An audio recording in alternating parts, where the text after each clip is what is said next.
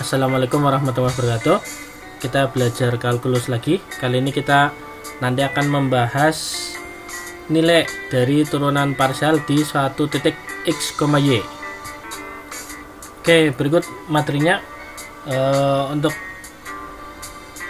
turunan parsial terhadap x di titik a, b, ya nanti kita tinggal menurunkannya dari fx, y, menurunkan terhadap x, kemudian mengganti nilai x nya menjadi a dan nilai y nya menjadi b.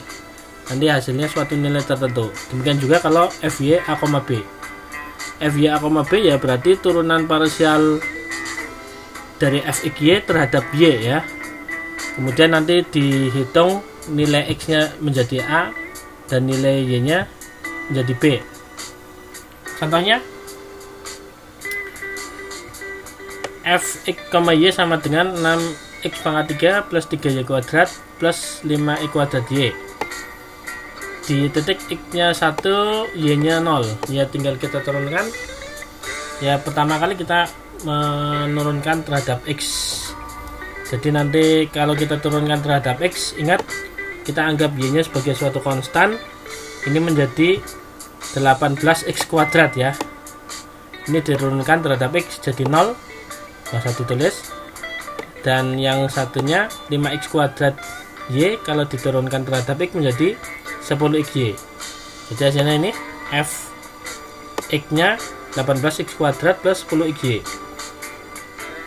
Kemudian kita masukkan x nya dimasukkan atau diganti dengan 1, y nya diganti dengan 0. Berarti nanti hasilnya ini 18 ya, karena ini dikalikan y nya 0 dikalikan jadi 0, nilainya 18. Demikian juga kalau fy atau turunan fxy terhadap y. Ini kalau diturunkan terhadap y, maka di sini 0. Ini karena tidak ada variabel y nya. Kemudian yang term kedua, suku kedua diturunkan menjadi 6y. Dan yang terakhir menjadi 5x saja. 5x kuadrat saja. Jadi turunan parsial terhadap y nya menjadi 6y plus 5x kuadrat. Kalau x nya diganti dengan 1, y nya ganti dengan 0, maka ini 0, di sini 5 ya. Jadi fy dari 1,0 sama dengan 5. Kemudian berikutnya untuk turunan parsial, kalau tadi dua variabel, misalkan kita mempunyai fungsi yang 3 variabel, maka turunan parsialnya juga sama cara pengerjaannya dengan yang sebelumnya.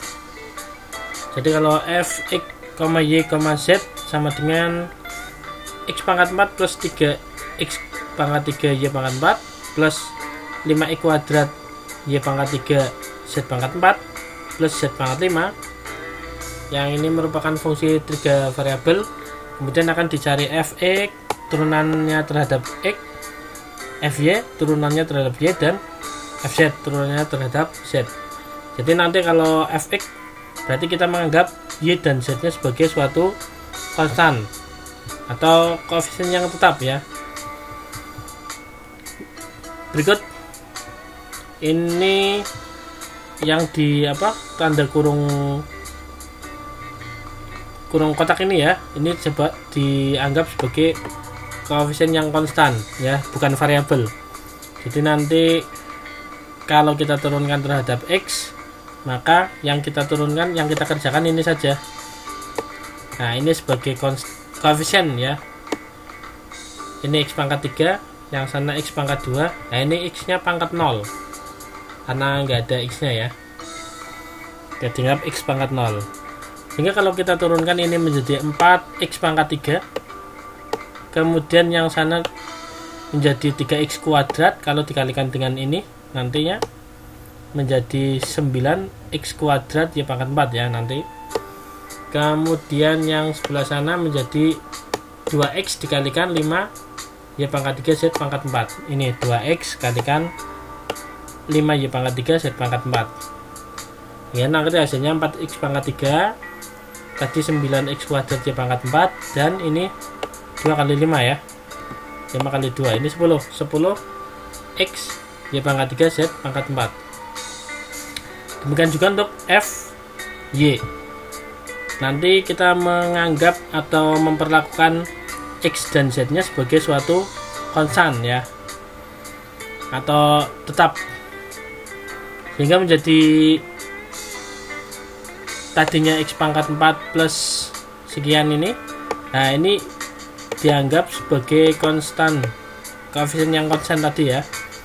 Nanti yang kita turunkan ini Y pangkat 4, kemudian ini dianggap sebagai variabelnya ya, Y pangkat 3. Kalau ini Y nya pangkat 0, hingga kalau diturunkan ini 0, diturunkan 0, hilang, nggak usah ditulis. Kemudian ini menjadi 4Y pangkat 3 yang sana, dikalikan 3X pangkat 3 ini. Berikutnya ini diturunkan menjadi 3Y kuadrat.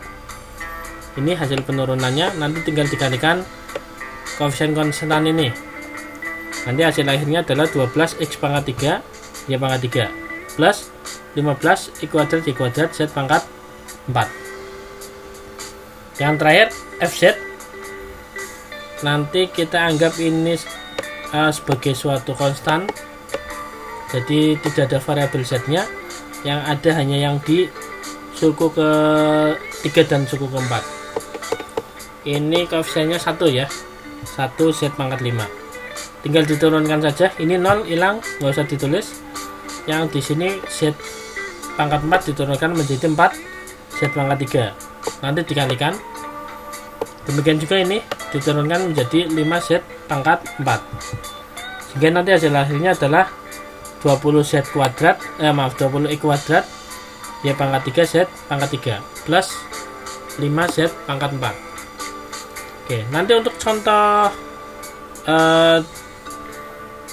turunan parsial dari 3 variabel ini di titik X, Y, Z tertentu, nanti kita lihat di contoh.